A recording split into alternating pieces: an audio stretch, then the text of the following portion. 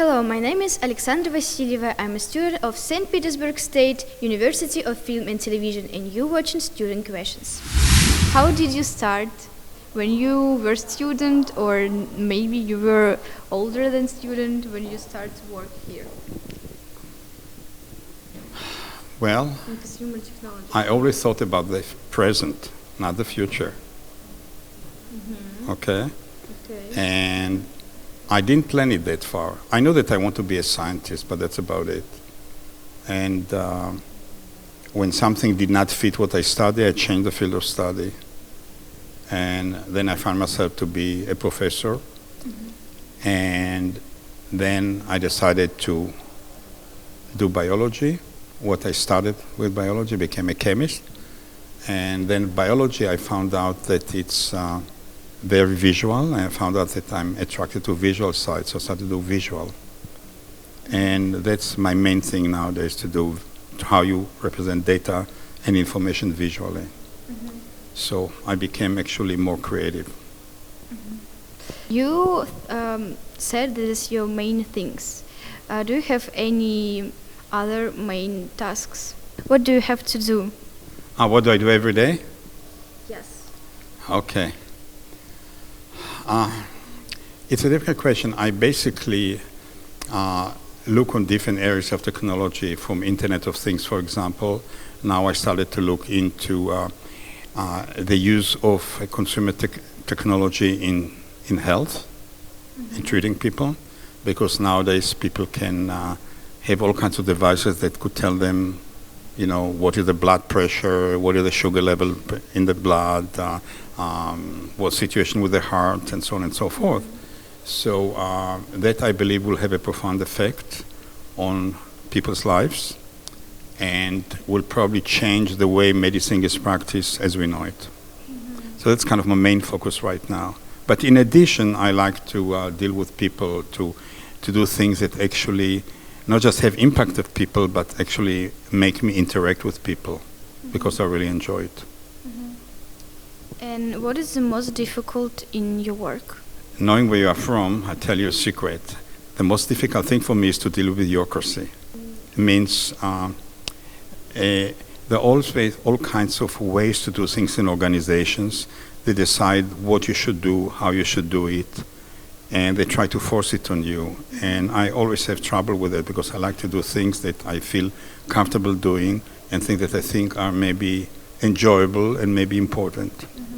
And what is your favorite part in your work? People. Interacting with people. Why?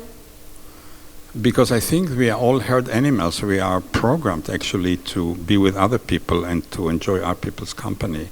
So what I like at work a lot is actually interacting with people. Not with the bad people, but most people are good with people. That's what I enjoy most. And if comes to it also some aspect of technology or science, that's even great. But I prefer to interact with people. That's what I really enjoy most. What important skills I need to have if I want to work in your industry?